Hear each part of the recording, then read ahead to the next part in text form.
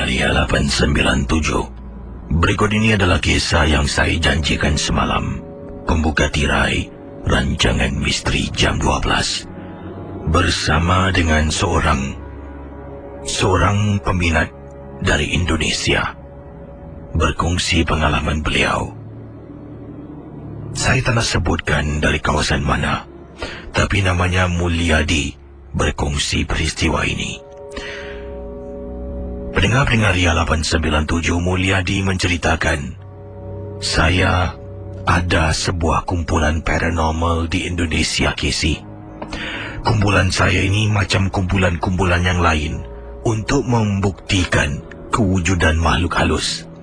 Tapi seringkali kami buat rakaman di tempat yang dikatakan tempat itu adalah angker, tempat yang berhantu.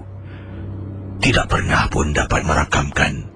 Malah kadang-kala hanya mendengar bunyi-bunyi yang mungkin benar ataupun hanya mainan telinga saja, kata Mulyadi dari Indonesia.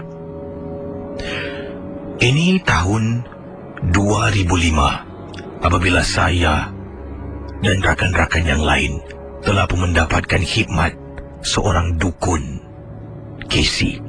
Beberapa kali kami cuba menjemput dukun ini untuk bersama dengan kami dalam satu eksperimentasi untuk mendekatkan diri dengan alam yang kedua. Dukun ini enggak mahu bersama dengan kami. Dukun ini tidak setuju, katanya, dengan apa yang kami ingin lakukan. Berkali-kali kami cuba dapatkan. Akhirnya setelah sekian lama kami memujuk ataupun kami menjemput dukun itu, barulah dia setuju. Ini merupakan satu kerja pemujaan yang kami sendiri hendak lihat. Casey dan pendengar Ria 897, lazimnya orang merakamkan penampakan makhluk halus dalam kamera, video kamera dan sebagainya. Tapi Casey, apa yang berlaku pada saya dan rakan-rakan paranormal yang lain amat memeranjatkan. Kami telah pun pergi ke sebuah rumah. Dukun ini mengatakan, rumah inilah ramai yang datang dan mencuba nasib. Ramai dukun-dukun handalan datang ke rumah ini untuk mendapatkan ilmu. Rumah, dikatakan rumah yang dibawa adalah sebuah rumah banglo yang dah pun terbengkalai, tidak lagi dihuni beberapa tahun lamanya. Rumah itu ada sejarah hitam. Wanita ini mati gantung diri dengan niat untuk mengganggu suami. Mengganggu suami dan mistress ataupun skandal suami bila dia dapat tahu.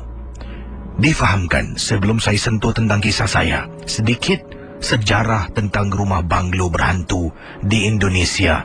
Dekat jalan, saya tak nak sebutkan, nombor semua ada ya.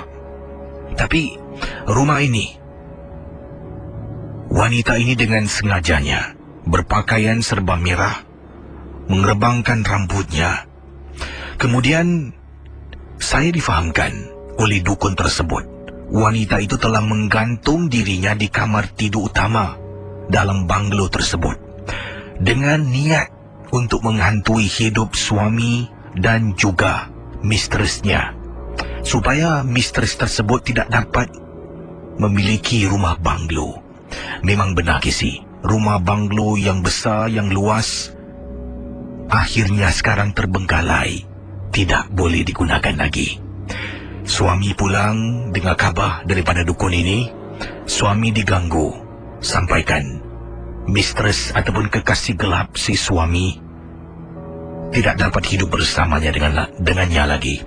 Suami terpaksa biarkan rumah, hendak dijual. Ramai pembeli yang datang, dihantui dengan kehadiran wanita berpakaian merah, rambut panjang, dikenali sebagai kuntilanak. Banglo kuntilanak jalan ... di Indonesia. Pendengar Ria 897, sesaat kami tiba dalam banglo tersebut, kami memasang 2 kamera dalam bilik yang dikatakan di mana tempat wanita itu gantung diri. Saya dan rakan-rakan yang lain seramai 7 orang termasuk dukun nampak Casey. Dalam bilik tersebut ada satu batang cangkuk digunakan untuk menggantung diri wanita tersebut. Disitulah saya disuruh duduk. Dukun itu membuat satu bulatan dengan menggunakan kapu sirih. Katanya dukun, salah seorang dari kami perlu duduk dalam bulatan itu. Yang lain tidak boleh berada dekat, kena keluar dari banglo dan tinggalkan kalau memang hendak lihat dan nampak kehadiran kuntilanak dalam banglo jalan ... Jadi fikir punya fikir, akhirnya kata Mulyadi, saya telah pun volunteer untuk duduk dalam bulatan tersebut. Dukun itu melorek satu bulatan dibuat dari kapu sirih. Katanya kalau saya keluar dari bulatan ini, tak tahu apa-apa boleh berlaku pada saya. Saya walau apapun terjadi, jangan keluar. Kalau dah terlampau takut, beritahu, kita semua akan masuk ke dalam. Tapi ada syarat-syaratnya. Pendengar Ria 897 FM, Mulyadi rasa takut pada mulanya. Bila turun ke bawah sedang buat persiapan, pasang kamera di atas kepalanya dengan helmet, pasang kamera di dada, pasang mikrofon, rakan-rakan semua tanya, "Mul, kamu mau enggak buat ini benar-benar loh?" Saya hanya berdiam diri. Ini peluang untuk kumpulan paranormal kami dikenali. Saya kata tak apa, aku nekat. Apa-apa berlaku pada aku, kamu semua tolong naik atas dan bantu ya. Pendengar Ria 897. Akhirnya tiba masanya. Dukun, Mulyadi dan 2 orang sahabat. 4 orang naik ke atas, lagi 3 standby di bawah, luar dari banglo, sedang tunggu isyarat. Naik ke atas, dukun buat bulatan, melorek bulatan dari kapu sirih. Dibaca sesuatu mantra, ditaburkan bertih. Katanya di sini, ditaburkan bertih dalam kawasan bulatan tersebut. Katanya, kuntilanak ini akan takut dengan bertih yang telah pun dijampi serapa. Kalau dia pijak, akan rasa panas dan bahang bertih tersebut.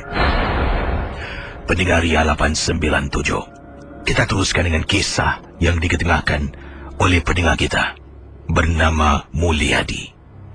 Diteruskan dengan pengalaman Mulyadi. Inilah tiba masanya. Akhirnya dukun membaca mantra, memanggil, menyeru. Di sini dia tak tuliskan apakah mantra yang dibacakan. Kemudian ramai dukun, 2 orang sahabat keluar. Tinggal Mulyadi seorang dalam bilik. Tidak ada cahaya lampu. Di lantai 2 dalam bilik yang ada kematian, gantung diri dengan niat nak membalas dendam kepada suami. Barang siapa yang masuk dalam banglo tersebut, orang itu akan diganggu. Ini kan pula katanya Mulyadi, kami menyeru supaya dia datang dapat dirakamkan. Pendengar Ria 897. Beberapa minit setelah dukun dan rakan-rakan Mulyadi keluar dari banglo berantu itu, Casey, bayangkanlah, kata Mulyadi, meremang rasa bulu rumahku. Aku dapat dengar bunyi telapak orang seret berjalan. Aku dapat rasakan ada aura panas dalam kamar yang aku duduk. Gelap gelita. Pada mulanya, rakan-rakan berkomunikasi dengan earpiece di telingaku. "Hello Mulyadi, kamu bisa dengar enggak?" Ya, aku bisa dengar." "Apa-apa berlaku, kamu beritahu ya. Kami akan naik ke atas." Ya. Mulalah pemujaan yang dilakukan. Dalam bilik tersebut ada satu speaker kecil ataupun alat pembesar suara yang kecil. Dukun berada di luar banglo dengan mikrofon membaca pemujaan. "Wahai nyawa yang dah pergi, kuntilanak, datanglah kemari. Rumah ini bukan milikmu," diteruskan kata Mulyadi. Pendengar Ria 897. Beberapa minit kemudian, timbullah kuntilanak. Aku duduk memandang ke arah tingkap. Di belakangku adalah pintu kamar. banglo yang berhantu. Tiba-tiba aku rasa orang sirit berjalan.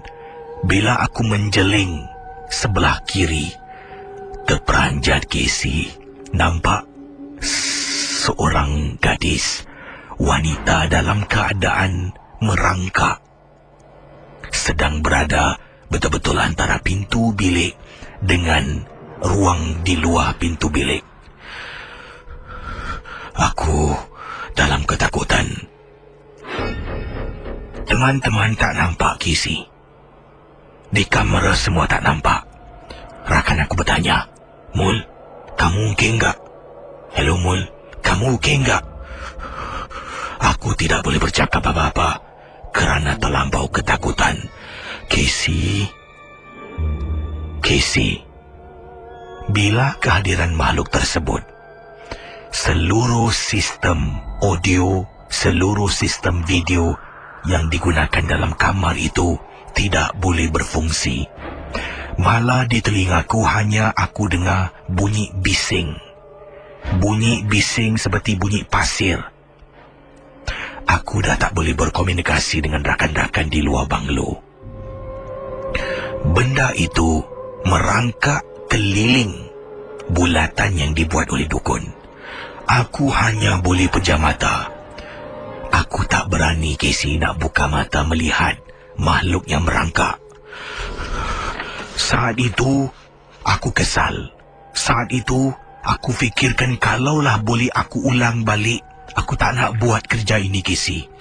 Saat itu aku hanya ingat pada Tuhan Yang Maha Esa. Ya Allah, Ya Allah, Ya Allah, Ya Allah. Benda itu hanya pusing. Aku dapat dengar tapi tak nak lihat. Dapat dengar dia merangkak pusing keliling bulatan. Bertik kapu sirih yang dibuat oleh dukun. Aku dengar suaranya mengerang. Tiba-tiba mendengar suara menjadi sayu, seolah-olah menyanyi. Dekat sangat dengan telingaku.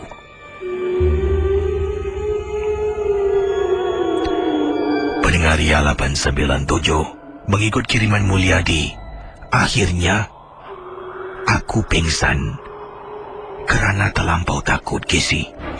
Terlampau takut dalam hidup aku. Inilah pertama kali aku takut seperti ini sampai aku pingsan. Bila aku pingsan, tangan aku mungkin terkeluar dari bulatan. Dukun dan rakan-rakan lain naik untuk menyelamatkan aku. Dipendekkan cerita, pendengar-pendengar Ria 897, diangkat aku keluar dari banglo. Bila cuba sedarkan aku, tangan aku mereka perasan ada genggaman warna merah seperti yang kuat dan erat, dan ada cakaran serta gigitan dan lebam di daerah gigitan tersebut. Setelah kejadian itu, 2 tahun aku tidak lagi melibatkan diri aku dalam kerja-kerja paranormal. Casey dan pendengar Radio Ria, terima kasih kerana sudi mendengar kisah dan peristiwa aku. Selamat tengah malam, Casey. Jadi pendengar Ria 897, inilah sifat sikap manusia. Sebelum apa jua kesusahan menimpa hidup kita, menimpa apa perbuatan kita, kita tidak fikirkan tentang apa yang bakal berlaku terjadi. Tapi setelah kita terjebak dalam kesusahan, barulah kita fikir, kalaulah aku tak buat ni kan bagus. Memang seram. Saya rasa apa yang Mulia diceritakan mungkin masuk akal. Sebab katanya di sini, bila ternampak, dia hanya menjeling saja dalam kiriman email. Bila dia menjeling, benda itu rasakan, dia tak nampak penuh, tapi rasa macam ada wanita merangkak di belakangnya. Kemudian dia terus tak nak tengok sebab ketakutan. Sepanjang sesi dia dalam bilik, dia hanya pejam mata, tapi dengar benda itu merangkak kelilingnya dengan nada suara yang menakutkan. Sampaikan terlampau takut membuat dia jatuh pingsan. bagaimana? Itulah kisah yang dikirimkan semalam pada saya. Terima kasih pada Mulyadi, seorang pendengar peminat rancangan Misteri Jam 12. Kalau mungkin ilmu di dada tidak cukup, jangan cuba kita sesekali menguji kehebatan diri kita. Kisah yang amat menarik dari pendengar kita bernama Mulyadi, saya rasa memang cukup menyeramkan, dan kita akan teruskan dengan pengalaman-pengalaman yang lain. Anda boleh hubungi saya di talian 669111897. Dan apa kata anda dengan kisah yang pertama? Saya mohon maaf kalau kiriman email Mulyadi agak panjang sedikit, tapi saya rasa memang cukup menarik. Pengalaman, eksperimen dengan dunia paranormal. Dan bayangkan, dengan kehadiran makhluk ini, tiba-tiba semua alat rakaman, rakaman suara, rakaman video, semua statik ataupun matilah, tak boleh berfungsi dengan baik. Jadi ini mungkin agaknya tidak dapat dirakamkan kejadian dalam bilik. Pada mulanya rakan-rakan pun tidak dapat lihat apa yang Mulyadi nampak. Cuma dengar Mulyadi nafasnya tercungap-cungap kerana ketakutan benda tu di belakang dah nak masuk dalam bilik yang disebutkan tadi. Tercungap-cungap nafas sampai temannya tanya, Mul, kamu okey enggak? Kamu okey enggak? Macam itulah. Dan Mulyadi hanya berdiam diri, tak boleh bercakap. Bila dah berdepan ni, memang ada katanya memang tak boleh bercakap. Tiba-tiba ialah terlampau takut. Dan ada juga pendengar-pendengar Ria yang bercerita, saya pernah berdepan Casey dengan Jepun, saya cakap dengan dia Casey. Yang ini pula lain sampai dia tak boleh bercakap, terlampau takut sangat. Jadi kalau anda sekarang ini diberi wang sebanyak mungkin $50,000 untuk berada dalam bilik di tempat Mulyadi, kalau anda dapat mengharungi saat mereka lakukan eksperimentasi, anda keluar $50,000 menjadi milik anda. Adakah anda nak buat kerja yang dilakukan oleh Mulyadi? Bagaimana? Baik, kita jawab panggilan sekarang. Kita ke hujung talian. Hello, selamat tengah malam. Halo, Assalamualaikum. Ya, siapa bercakap ni? Waalaikumsalam warahmatullahi. Siapa ni? Ya, siapa ni? Saya Lee. Tapi kalau boleh, saya tak nak kemudian pasal kalau boleh kasih orang lain lah. Cuma saya nak tak tolong masa saya dalam perusahaan lah. Saya betulnya rumah saya ni teruk, kena toyol lah. Oh, jadi anda dah hilang wang dalam rumah lah? Ya, ada. Bini saya, anak saya ni. Ini sebelum anda teruskan, apa yang buat anda jangka itu toyol, bukan perbuatan manusia? Pasal malam ni saya simpan, saya kunci, saya lock. Tak ada orang kami ambil, anak semua dah besar. Okey.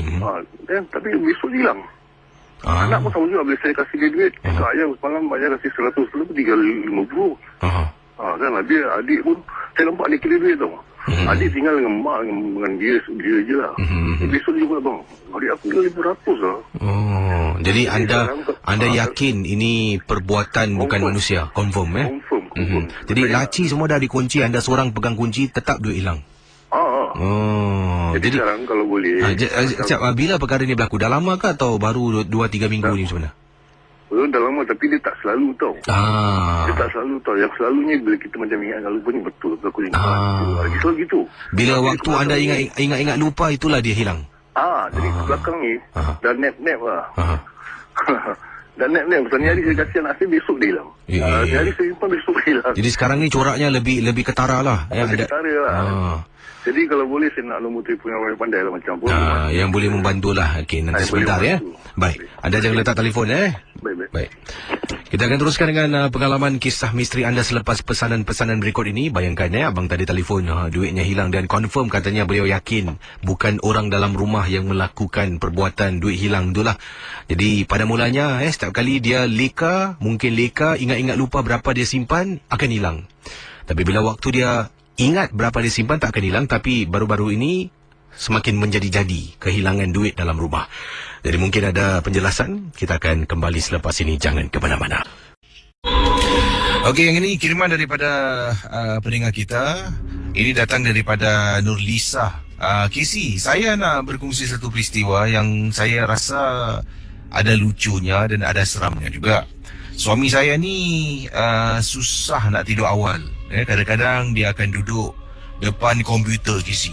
Main komputer tu sampai pukul 1 pagi. Yelah, maklumlah, selalunya suami saya ni masuk kerja jam 11. Jadi dia mampulah untuk tidur lebih lambat. Saya ni suri rumah sebelum masa. Ada kalanya saya akan marah, bang, dah pukul berapa tak nak tidur. Nanti last. Nanti last. Jadi, entah macam mana, mungkin kerana mulut saya yang masin, suami dekat study room tengah main game, saya pun kata, abang tak nak tidur. Nanti dekat tingkap dia menjelma, baru abang tahu. Suami saya kata, awak ni meripik lah berbual. Sebab sememangnya suami saya ni jenis yang penakut sedikit lah kalau bab-bab makhluk-makhluk halus. Saya ni lebih boleh tahan daripada suami. Jadi pada beberapa malam berikutnya, saya tengah tidur dalam bilik, terbangun. Macam biasa bila buka mata, suami saya tak ada atas katil. Dalam hati ni, satu hari ni komputer ni saya sembunyikan wire. Kemudian baru nak lelapkan mata, suami saya tiba-tiba masuk dalam bilik, terus atas katil tarik selimut. Kemudian saya dengar tu, suami ingatkan saya dah tidur. Saya dengar suami, Bismillahirrahmanirrahim, Astaghfirullahalazim. Suami saya kata Astaghfirullahalazim, Astaghfirullah beberapa kali. Kemudian dia baca Bismillah. Saya terdengar ni. Dan cara dia naik katil bukan cara orang nak tidur dan mengantuk. Tak ada, dia naik katil macam lompat terus. Mesti ada sesuatu yang tak kena. Tak apalah, biar suami tidur. Esok pagi saya bangun nak buat sarapan untuk suami. Suami pun tengah makan. Saya pun tanya, bang, semalam siang betul abang masuk bilik? Gopuk apa? Suami diam. Tak main game lagi ke malam-malam? Suami diam lagi. Bang, kenapa bang? Suami saya ceritakan ketika dia sedang main game dekat komputer tu, tengah duduk seronok main game, tiba-tiba dekat tingkap sebelah kiri dengar bunyi orang macam hey, tapi sebutan halus hey. Suami toleh, tak nampak sesiapa. Dekat luar tu gelap, main lagi game. Kemudian diikuti dengan bulu rumah meremang. Suara yang sama datang dengan bulu rumah meremang. Suami rasa tak sedap hati, terus tutup plug, tak sempat nak shut down komputer. Matikan switch, angkat kaki masuk bilik sambil jalan istighfar, sambil jalan katanya di sini membaca apa yang dia tahu, naik atas katil, ingatkan saya dah tidur tapi saya dengar segala-galanya. Memang menyeramkan. Terima kasih dan selamat tengah malam, Casey. Kisah yang ingin saya bacakan kepada anda dalam Misteri Jam 12. Ini adalah pengalaman yang pertama yang dikongsi. Kiriman daripada Saiful, ataupun nama yang digunakan. Casey boleh panggil saya Saiful ataupun Ipul. Ipul ada pengalaman yang ingin saya kongsi bersama dengan Casey. Ipul ada seorang nenek yang dah nyanyuk. Dah beberapa kali nenek Ipul akan keluar rumah. Ada kalanya dia tak balik, membuat kita risau. Kita kena cari. Biasalah orang nyanyuk, dia keluar, dia tak tahu macam mana nak balik. Ada kalanya Ipul akan bawa, letakkan nenek di kerusi roda. Ipul akan tolak dia berjalan-jalan keliling kawasan perumahan di Lengkok Baru. Jadi pengalaman yang diceritakan ini berlaku di kawasan perumahan beliau dekat Lengkok Baru. Kadang-kadang nanti bila Ipul tengah duduk dekat ruang tamu tengok TV, selalunya waktu malam. Nanti dia datang, Pul, keluar Pul, bosanlah duduk rumah ni. Ada kalanya saya akan cakap, tak apalah ni pergi tidur besok kita keluar. Dah malam ni. Pul, keluarlah, bosanlah duduk rumah ni. Kalau kau tak nak, nanti aku keluar sendiri. Aku balik Tak mau Nik, jangan. Nik pergi rehat dulu. Nik masuk bilik. Nanti kalau Nik tertidur, besok kita keluar. Nanti dia akan masuk bilik Kisi. Masuk bilik dia, naik atas katil dia baring. Nanti Lat, bukan minit dia dah baring, dalam beberapa saat dia bangun. Dia keluar. Pul. Keluar Pul. Pendengar Misteri Jam 12, pintu besi rumah sentiasa dimangga. Memang tak dibenarkan dibuka. Sebab nenek ni, walaupun dia nyanyuk, ada kalanya dia ingat. Dia akan buka pintu sendiri kalau nampak kunci. Dia akan keluar tanpa kita sedar. Tahu-tahu bila tengok, mana nenek? Pintu besi dah terbuka, luas, nenek pun dah keluar. Jadi pendengar Misteri Jam 12, ada kalanya saya terpaksa Kisi, walaupun penat bekerja pada siang hari, malam nak relax tengok TV. Oleh kerana sayangkan nenek berpasal, kata Ipul, saya akan suruh nenek pakai selendang. Kemudian letakkan dia di kerusi roda. Sebab kalau jalan, memang perlahan nenek saya jalan. Saya akan tolak dia. Daripada blok rumah saya di Lengkok Baru, jalanlah Kisi. Keluar pasar, jalan belakang, turun bukit. Kasih dia happy sikit. Barulah balik rumah. Baru dia boleh tidur. Jadi pernah sekali tu, saya bawa dia keluar. Laluan yang sama Kisi. Jalan belakang pasar, naik atas bukit, turun bukit, jalan belakang Seleko. Sampai rumah pada waktu itu sekitar jam 12 lebih malam. Ya, 12 lebih malam. Saya pun lipat kerusi roda, letak dekat luar rumah. Nenek saya pun masuk. Bila saya dah lipat, nenek saya berdiri perlahan-lahan sedang pegang pintu. Kemudian nenek kata, "Masuk. Masuk, cepat masuk. Masuklah." Gitu. Saya pun kata pada nenek, "Nek masuk dululah. Saya tengah nak simpan kerusi roda ni." "Hei, bukan kau lah. Kawan aku. Tadi kau bawa aku pusing-pusing. Dia nampak aku nampak dia. Aku ajak dia ikut balik." Saya terdiam. Dalam hati, ya Allah, orang tua ni nyanyuk. "Dahlah ni, masuk dalam. Nanti dulu. Hei, masuk. Setelah beberapa saat, baru nenek masuk. Nenek jalan perlahan-lahan masuk ke dalam bilik. Saya pun pergi ke dapur untuk ambil air. Penat Kisi. Tolak nenek saya pusing dah macam maraton. Duduk depan minum air. Bila saya duduk dekat ruang tamu, saya boleh nampak bilik nenek saya. Nenek tengah duduk atas katil sambil bercakap dengan seseorang. Dalam hati dah mula datang nenek saya. Keadaan nyanyuknya tu. Sebelum tidur, saya ni tidur dekat ruang tamu dekat luar. Ibu saya tidur dalam bilik dengan adik perempuan saya. Saya duduk dekat luar, jadi saya bangun. Saya nak rapatkan pintu bilik nenek. "Bangun. Nek, tidur ni Cakap dengan siapa tu?" "Pul. Besok tak payah keluar Aku dah ada kawan. Kawan aku kat sebelah ni," kata nenek saya. "Nek ni jangan main-main lah. Mana ada kawan? Tak apa Pul. Apabila saya nak capai tangan saya, nak tarik pintu. Nak tarik pintu bilik. Tengah nak capai ni, nenek kata, "Pul, tak payah. Dia dekat situ, dia tutup pintu." Yang membuat saya terperanjat, kata Ipul. Belum sempat tangan saya sampai pada tempat pemegang pintu tu. Tiba-tiba pintu tu bergerak menuju ke arah tangan saya yang sedang nak capai. Saya sampaikan tersintak, Kisi. Tersintak. Pul, aku cakap tak payah. Kawan aku tolong tutup pintu. Bila saya ke belakang, sebab pintu tu bergerak,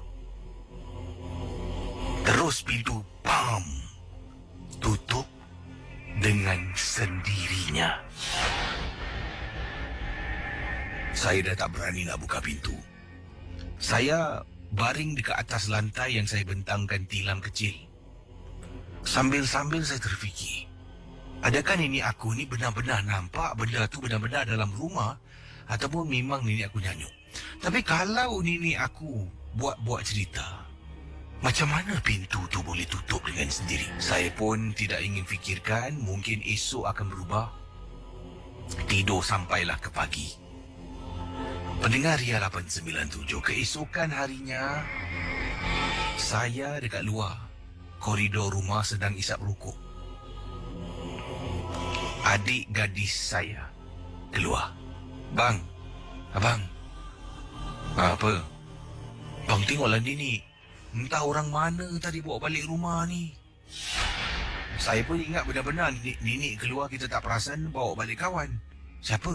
Tak tahulah perempuan mana dalam bilik. Duduk atas katil nenek. Nanti mama marah tau. Kejap. Saya pun habiskan rokok saya, kata Ipul. Masuk dalam. Bila tengok atas katil tak ada orang. Nenek tengah baring, tapi masih bercakap-cakap dengan seseorang. Diam. Nek. Mira, mana ada orang? Tadi nampak ada orang, bang. Ada perempuan duduk tepi nenek atas katil. Mana ada orang, Mira? Tak apalah, bang. Adik saya pun jalan dan masuk dalam bilik. Saya tanya pada nenek. Menghampiri nenek semakin dekat. Semakin dekat dengan nenek saya. Nek, Ipul nak tanya, Nek. Ada apalah? Tak ada. Kawan nenek ni masih ada dalam bilik ni. Ada. Kau tahu? Dia ada kat sebelah. Sebelah nenek? Sebelah kau. Hah?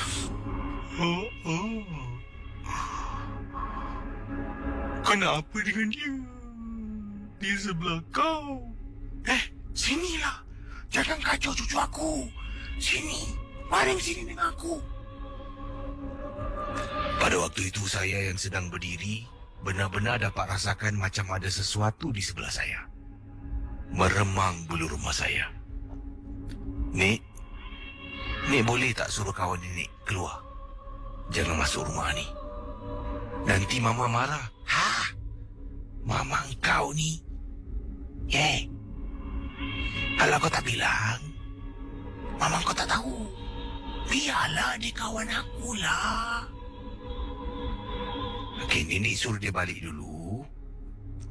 Nenek suruh dia balik. Nanti besok boleh datang balik. Suruh dia balik.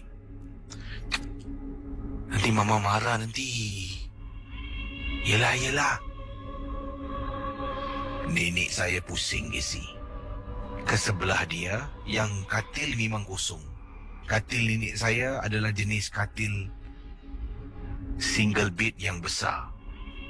Dia pusing bahagian tepi tu. Nenek saya baring terlampau tepi sangat sampaikan di tepinya ada sedikit ruang. Kau baliklah dulu. Besok datang lagi, Pendengar Misteri Jam 12. Waktu tu saya dapat rasakan macam ada benda keluar daripada bilik tidur nenek saya. Keluar rumah. Dan dapat rasakan macam ada sesuatu. Awal tadi bila bercakap dengan nenek. Dipendekkan cerita, kata Ipul, akhirnya bila tiba keesokan hari, benda tu datang, Gesi. Datang sebab saya nampak nenek bercakap lagi dengan benda tu. Saya dengan nenek, dengan adik saya terpaksa, Gesi, tidak beritahu mama kami sebab tak nak mama marah, tak nak mama runsing, risau. Dan saya pun cakap dengan adik saya, elak daripada pergi bilik nenek. Tapi benda ni, nenek saya nampak bercakap dengan dia. Dia tak mengganggu saya dengan adik pun. Tidak mengganggu seolah-olah nak takut-takutkan kami. Tidak. Dia hanya menemani nenek saya. Sejak benda ni ada dalam rumah, Casey, nenek saya dah tak ada nak jumpa saya, cakap nak keluar, bosan duduk rumah. Tidak. Dia lebih suka duduk dalam rumah. Tapi saya buat perjanjian dengan Nenek. Setiap malam sebelum tidur, suruh dia balik. Dan Nenek saya buat. Saya tak tahulah benda ni yang baik ataupun bukan. Rakan MG12, kiriman SMS yang ingin saya bacakan pada tengah malam ini ataupun pada pagi ini. Berikut ini datang daripada mana sekejap daripada Kak Aina. Katanya, Kak Aina, apa khabar Kisi? Kakak ingin bercerita sesuatu dan ingin mengucapkan ribuan terima kasih dahulu kepada Kisi dengan kisah-kisah setiap malam, merupakan sebagai satu bedtime story. Kalau tak dengar Kisi malam-malam Kisi bercerita, memang tak puas ya. Terima kasihlah Pak atas mungkin suka dengar rancangan ini.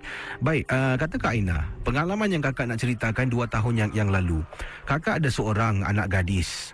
Sejak arwah bapa, iaitu suami kakak lah, arwah bapaknya, suami kakak meninggal dunia, anak kakak ni lebih susah nak dikawal. Sebelum ini pun dengan suami pun dia agak susah, tapi ketegasan suami membuat dia ada takut sedikit.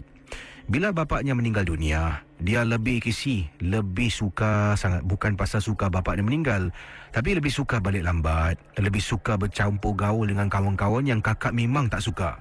Dia akan keluar Kisi sesuka hati, akan balik sesuka hati. Kadang-kala balik pukul 3-4 pagi, kakak sedang tidur dia balik. Kadang-kala bila kakak sedang mendengar rancangan Kisi, dia akan balik, katanya Kak Aina kita. Jadi pendengar Ria 897, 2 tahun yang lepas perkara ini berlaku. Waktu tu anak kakak ni Kisi belum tahu tentang kehadiran rancangan Misteri Jam 12.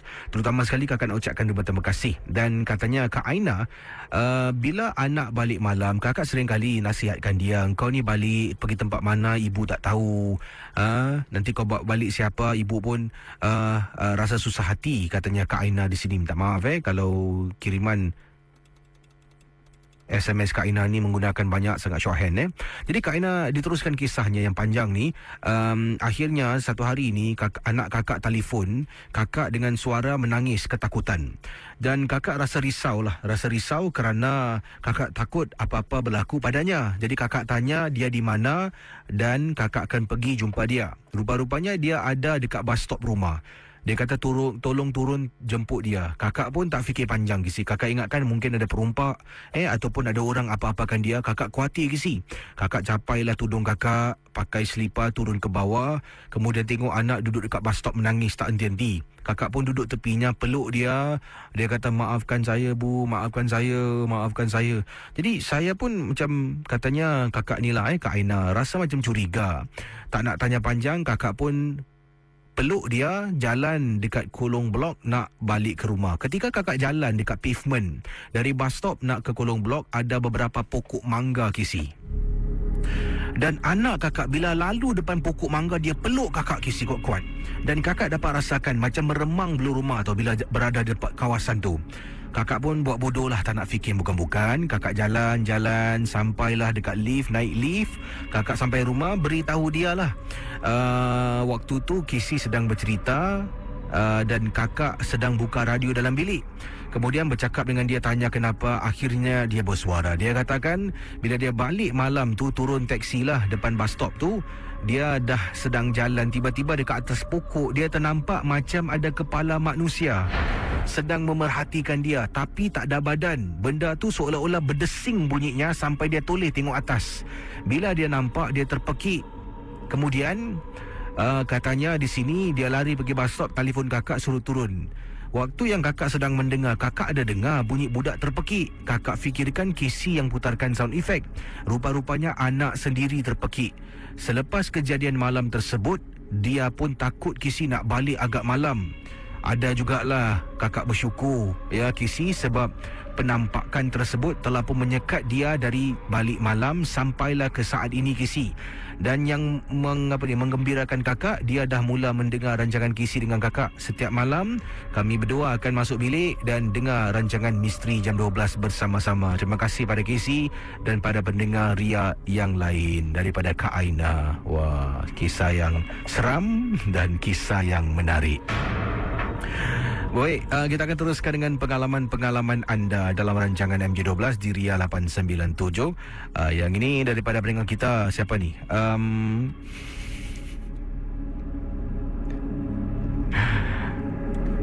Okeylah, saya rasa saya pun dah terlebih masa. Terima kasihlah bagi yang sewaktu dengannya. Selamat berhujung minggu. Selamat bercuti, baru betul. Selamat bercuti pada anda semua. Dan terima kasihlah terus bersama Ria Insomnia. Ini betul lah, orang-orang ni akan membawa, tapi tak apa, terima kasih. Dia kira pada saya, dia concern lah, mengambil berat tentang diri saya. Terima kasih lah pada mempunyai diri. Dan saya ingin tanya anda lah, sampai sekarang ni, saya rasa macam Facebook ni macam ada masalah pula. Benda yang saya post, saya tak dapat lihat. Cuma ada dalam timeline ataupun dalam news feed saja. Jadi bagaimana? Ada siapa boleh bantu? Ada yang kata, Kisi, memang Facebook memang macam ni, neng-nong. Macam lagu neng-nong je. Baiklah, oleh kerana saya ni ialah baik hati, saya rasa saya buka satu lagi talian lah untuk anda bercerita. Okey, last dah tak ada. Lepas ni MJ12 berehat. Okey. Hello, selamat tengah malam. Hello. Hai, selamat tengah malam. Siapa tu? Ahmad. Ahmad buat panggilan dari mana, Ahmad? Daripada Clementi. Anda di rumah lah sekarang ni? Saya. Ahmad ada kisah tentang apa, Ahmad? Tentang Pontianak. Saya ada jumpa satu kisah dekat Melaka. Oh, Melaka. Anda bercuti di sana? Dengan keluarga. Oh, ini rumah saudara ke atau tinggal di hotel ni? Di hotel. Okey, silakan kisah. Silakan kisah anda. Semasa tu 2 tahun lepas lah, saya pergi Melaka dengan saya punya sanak saudara, kawan-kawan semua. Habis masa malam-malam, saya dengan kawan-kawan ambil keputusan lah pergi pantai. Kami sebenarnya kita dilarang pergi pantai, tapi kita tetap nak pergilah. Nak pergi lah. Siapa yang melarang tu? Yang melarang siapa? Mak kita punya parents lah. Kita pergi. Sekali dekat dia punya pantai, jauh sekali kita ternampak bayang. Kita pun terperanjat lah. Terus kita balik. Kita balik ke hotel. Ada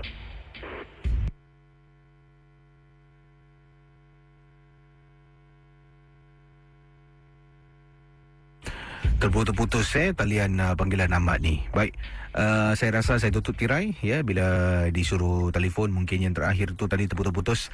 Terima kasih bagi anda. Okey, last. Semua silas lah. Ini uncle tengah tunggu kat depan saya ni. Nak restart komputer. Uncle, sorry wait lah. Okey, satu lagi kisah. Datangnya daripada Seri, katanya, Assalamualaikum Gisi. Waalaikumsalam. Nama saya Seri. Saya ingin bercerita tentang satu perkara pengalaman yang berlaku. Suami saya pernah terjumpa satu jenis suami saya pernah terjumpa sejenis perhiasan, dan ini merupakan satu becak lama tau. Memang cantik Gisi, dan ia dibuat daripada besi dan kayu. Dia bawa balik rumah, dia polish, dia bersihkan, dan dia simpan dalam almari display unit lah dalam rumah. Yang menakutkan Kisi, pernah satu malam saya ternampak Kisi, pakcik lelaki tua berdiri depan cermin almari ketika saya nak keluar bilik pergi ke dapur. Tapi yang hairan, saya nampak orang tua tu dari belakang. Sebenarnya kisahnya begini. Dalam rumah saya ni ada memang bapa tinggal bersama dengan saya, tapi bapa saya memang tak boleh bangun. Kalau dia nak ke tandas, nak ke mana pun harus dibantu, kata Seri.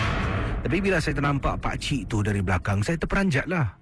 Takkan bapa aku boleh bangun? Saya masuk bilik kejutkan suami. Suami keluar tengok dengan saya, tengok tak ada apa-apa. Kemudian 2 hari berikutnya, suami tanya mana becak yang dia jumpa tu. Saya pun tak tahu. Saya cakap dalam almari lah. Tak ada. Cari, tak ada. Sekali kesian terperanjat.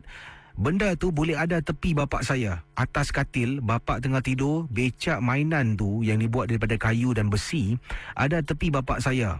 Jadi hairan, bapak aku tak boleh bergerak. Macam mana benda ni boleh bergerak? Dan pendengar Ria 897, oleh kerana suami pun dah fikir bukan-bukan, saya pun fikir bukan-bukan, ambil becak tu buang dalam tong sampah Kisi. Itulah pengalaman peristiwa yang menyeramkan. Nak tanya bapak saya pun dia dah tak boleh bercakap Kisi. Dia dah tak boleh bercakap, hanya terbaring dan berdiam diri. Apa jua dia nak bilang, dia akan buat suara. Kadang-kala susah nak faham, tapi bila dia tunjuk hand gesture nak makan, ya dia panas, dia tahulah cakap macam mana tunjukkan. Itulah pengalaman daripada Seri.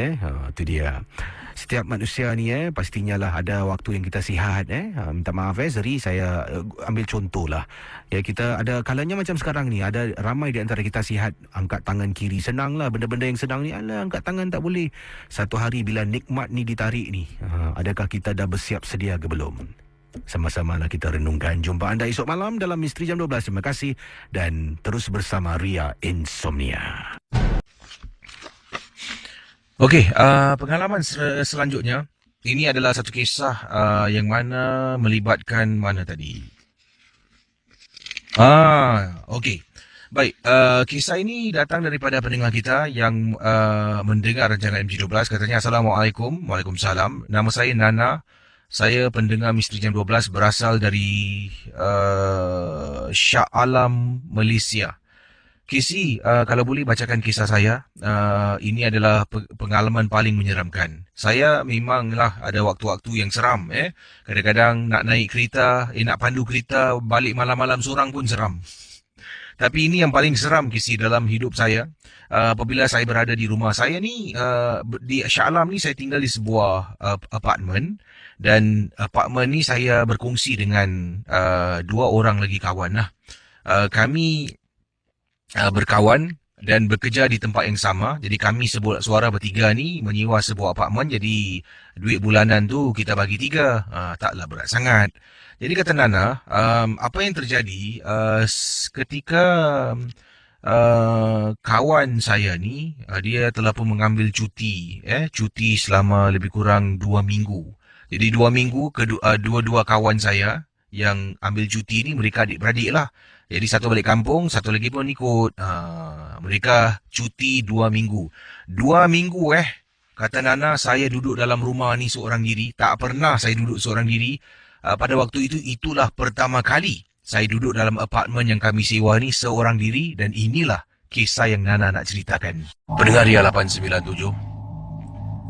Ada kalanya bila saya dengan 2 orang lagi teman saya yang tinggal di dalam satu apartmen, kita dua akur dalam apartmen tu. Kadang-kadang rasa seram,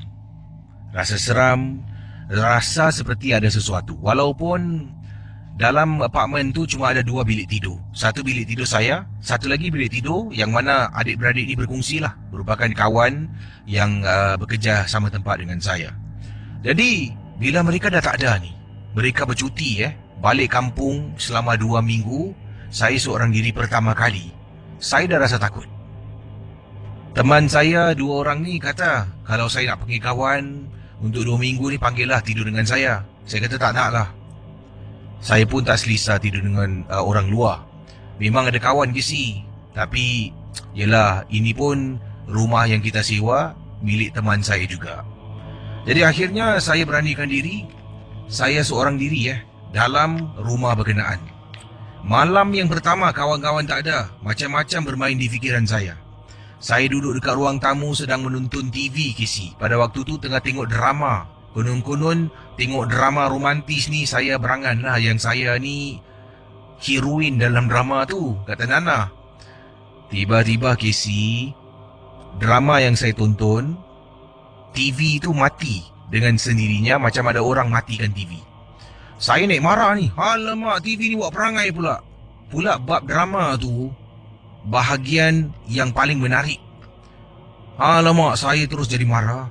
Saya hidupkan TV. TV ni pula dia nak menyala, tunggu beberapa saat baru dia menyala. Jadi saya pun tunggu. Jadi bila tengah tunggu TV nak menyala, TV tu blank screen dah, warna hitam, kata Nana. Jadi bila TV tu blank screen, screennya warna hitam, ia ibarat macam cermin, boleh nampak refleksi. Saya tekan, TV tu tengah nak nyala, hitam, dalam beberapa saat baru TV tu menyala. Astaghfirullahalazim, ya Allah Kisi. Saya nampak dekat sofa tepi saya Kisi Di tepi saya sofa, ada orang sedang dalam keadaan rukuk. Mata terbeliak tengah tengok saya, Casey, melalui refleksi pada TV berkenaan. Saya tulis, astagfirullah. Saya terperanjat, Casey. Saya tulis, saya istighfar. Tengok kiri, tengok kanan. Saya tengok TV dah menyala. Dan saya dah tak kisah lagi tentang drama tu. Masih lagi terbayang-bayang, Casey, wajah yang menakutkan. Itu baru malam pertama, Casey. Malam berikutnya, saya dah takut. Masih lagi terbayang-bayang. Tapi itulah, saya dah nikat dan standby surah-surah suci dekat telefon bimbit saya. Alhamdulillah, malam tu cuma rasa seram, tak kena ganggu. Begitu juga dengan malam kedua, malam ketiga, masuk malam keempat, dia muncul lagi, Casey. Waktu tu saya pula sedang berada dekat dapur, tengah nak masak mi segera. Tengah masak mi segera perisa kari. Wow, sedap tu Taruh telur, cili sos, sayur. Sempat saya selit. Jadi saudara, kata beliau, saya tengah masak ni, mi segera tengah masak. Sambil-sambil saya masak, saya dengar dekat background tu ada bunyi suara TV. Sedang iklan. Masak. Tiba-tiba, Casey, saya dengar bunyi suara orang seolah-olah macam menangis.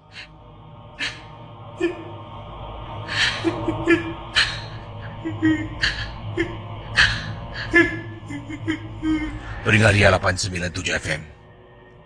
Saya dekat dapur ni terus jenguk. Daripada pintu dapur saya jenguk dekat ruang tamu. Dengar macam orang nangis dalam rumah ni. Tak mungkin lah. Mungkin agaknya suara dari TV. Okeylah, saya pun masak Maggi, dah masak semua, masuk dalam mangkuk. Angkat mangkuk tu, taruh depan. Kemudian sedang tonton TV. Casey, okey. Tak ada apa-apa, habis makan, cuci mangkuk. Tengok jam, dah pukul 11, nak tidur besok kerja. Matikan TV, masuk dalam bilik, tutup pintu, nak tidur. Tiba-tiba Casey tengah baring atas katil.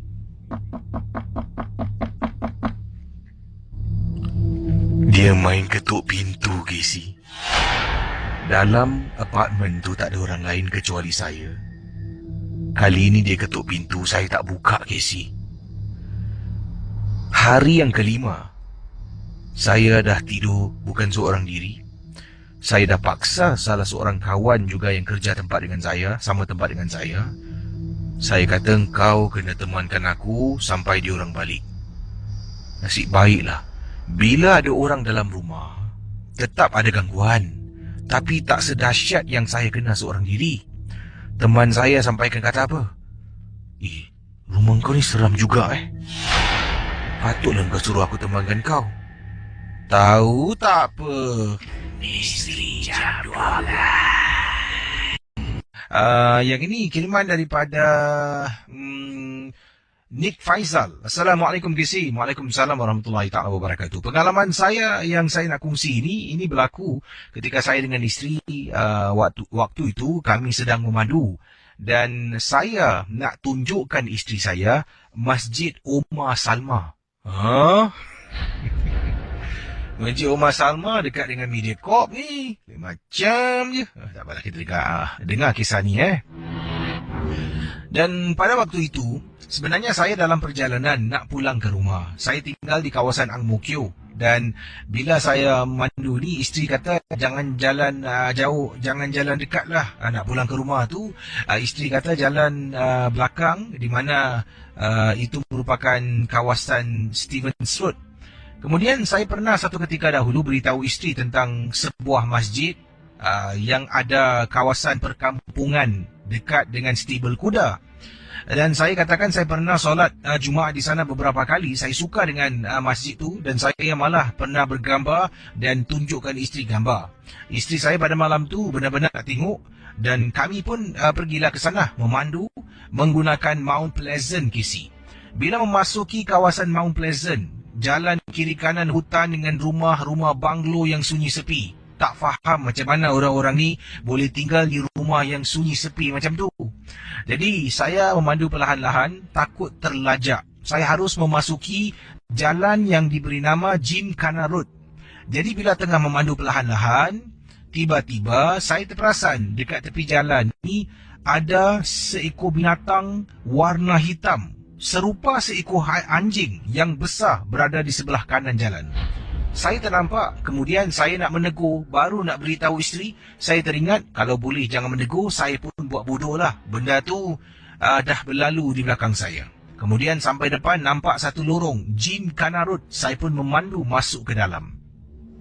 Dalam perjalanan, di sebelah kiri saya ni ada sebuah rumah hitam putih. Ini rumah yang saya rasa mungkin didiami oleh foreign talent yang bertugas di Singapura. Jadi isteri saya terpandang dan saya juga ternampak benda yang sama. Dalam waktu memandu perlahan-lahan, isteri pun tunjuk, "Bang, apa tu bang dekat atas bumbung rumah?" Dengan jelas kami nampak, Casey, macam ada orang sedang duduk di atas bumbung rumah yang ada di sebelah kiri. Kawasan tu gelap, sunyi dan sepi. Siapa pula dekat atas bumbung? Lalu saya pun beritahu isteri, "Dahlah, jangan menegur." Kita memandu memasuki satu lorong menuju ke arah Masjid Umar Salma yang juga terletak dekat kawasan yang penuh dengan hutan-hutan dan kehijauan. Pendengar Misteri Jam 12, beberapa saat setelah saya belok, bumbung kenderaan saya ada hentakan yang kuat. Dalam hati, saya berdoa, tolonglah jangan ada apa-apa yang mengganggu saya dengan isteri. Casey, kami berdua rasa takut sangat-sangat. Mungkin tadi isteri saya ada menegur tentang sesuatu yang duduk atas bumbung rumah. Mungkin saya rasa pada waktu itulah benda itu terbang dan hinggap atas kenderaan. Saya pun tak tahu. Dalam perjalanan sampai saja Casey dekat bawah masjid tu, nak pandu naik ke atas, boleh rasakan benda tu terbang dan tinggalkan kenderaan. Mungkin pada waktu itu, kita nak masuk perkarangan masjid, dia takut. Jadi memandu naik atas, masjid tu gelap, tidak ada orang pun di dalam masjid tu. Saya dengan isteri keluar dan saya tunjukkan inilah Masjid Umar Salma yang cantik. Isteri saya jatuh cinta dengan kawasan itu. Memang tenang, sunyi, sepi. Dan Casey, beberapa hari kemudian kami kembali pada waktu petang untuk solat asar bersama. Bila isteri lihat kawasan tu pada waktu petang, memang cantik sangat-sangat. Terima kasih dan selamat tengah malam. Okey, yang ini kiriman daripada pendengar kita. Ini datang daripada Nurlisa. Casey, saya nak berkongsi satu peristiwa yang saya rasa ada lucunya dan ada seramnya juga. Suami saya ni susah nak tidur awal. Kadang-kadang dia akan duduk depan komputer, Casey. Main komputer tu sampai pukul 1 pagi. Yelah, maklumlah, selalunya suami saya ni masuk kerja jam 11. Jadi dia mampulah untuk tidur lebih lambat. Saya ni suri rumah sepenuh masa. Ada kalanya saya akan marah, "Bang, dah pukul berapa tak nak tidur? Nanti last. Jadi entah macam mana, mungkin kerana mulut saya yang masin, suami dekat study room tengah main game, saya pun kata, "Abang tak nak tidur." Nanti dekat tingkap dia menjelma, baru abang tahu. Suami saya kata, "Awak ni meripik lah berbual." Sebab sememangnya suami saya ni jenis yang penakut sedikit lah kalau bab-bab makhluk-makhluk halus. Saya ni lebih boleh tahan daripada suami. Jadi pada beberapa malam berikutnya, saya tengah tidur dalam bilik, terbangun. Macam biasa bila buka mata, suami saya tak ada atas katil. Dalam hati ni, satu hari ni komputer ni saya sembunyikan wire. Kemudian baru nak lelapkan mata, suami saya tiba-tiba masuk dalam bilik, terus atas katil tarik selimut. Kemudian saya dengar tau, suami ingatkan saya dah tidur. Saya dengar suami, "Bismillahirrahmanirrahim, Astaghfirullahaladzim. Suami saya kata Astaghfirullahaladzim, Astaghfirullah beberapa kali. Kemudian dia baca Bismillah. Saya terdengar ni.